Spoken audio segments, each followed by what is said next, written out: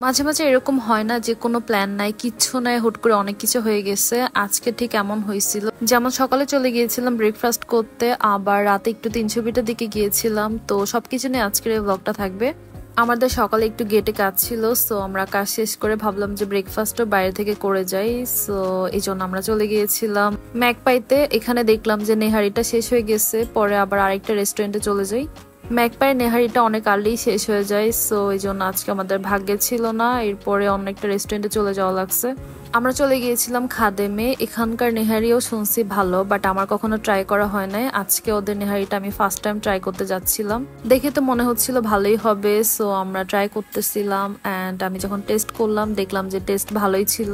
নেহারির সাথে আমি নিয়েছিলাম পরোটা, অ্যান্ড আমার হাজবেন্ড সে নিয়েছিল তন্দুর রুটি। আমি একটু লেবু চিপড়ে নিয়েছিলাম, সাথে কাঁচামরিচ দিয়ে খাচ্ছিলাম, খুবই মজা লাগতেছিল।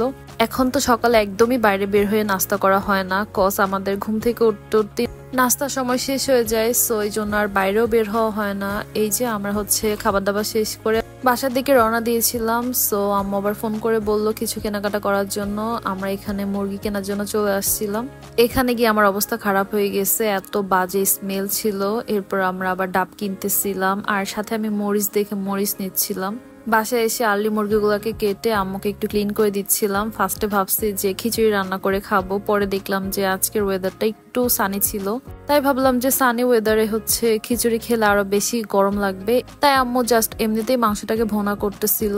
আর রাতে আমরা এই যে আবার বের হয়ে গিয়েছিলাম, মানে কোনো প্ল্যানিং নাই। আমার হাজবেন্ড শুধু আমাকে একবার বলছে যে চলেন ৩০০ ফিট থেকে একটু ঘুরে আসি, আর অমনিতেই আমি রাজি হয়ে গিয়েছিলাম। বাট এখন ৩০০ ফিটের ওই দিকটাতে গেলে একটু ভয় কাজ করে, যেহেতু কয়েকদিন আগে একটা অঘটন ঘটছিল। যদিও এগুলো মাথায় আনা একদমই ঠিক না, কারণ যখন যেটা হবার সেটা হবেই।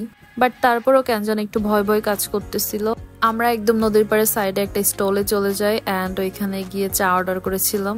আমি মেনলি এখানে গেলে মালাইটাকে খেয়ে থাকি, বাট আজকে মালাইটা ছিল না, পরে আমরা চাই খাচ্ছিলাম। এখানে বেশিক্ষণ স্টে করি নাই, জাস্ট 10 থেকে 15 মিনিটের মতো ছিলাম। পরে আমরা বাসার উদ্দেশ্যে আবার রওনা দিয়ে দিলাম। ৩০০ ফিটে ভাবছি একদিন দিনের বেলা যাব, দেন নৌকায় ঘোরাফেরা করব, বাট ওইটা আর হচ্ছেই না। আগে দেখা যেত অনেক যাওয়া হতো ৩০০ ফিটের ওই দিকটাতে, মানে আব্বু আম্মু যখন ঢাকাতে ছিল তখন আমরা প্রায় গিয়ে ওইখানে ঘুরে আসতাম।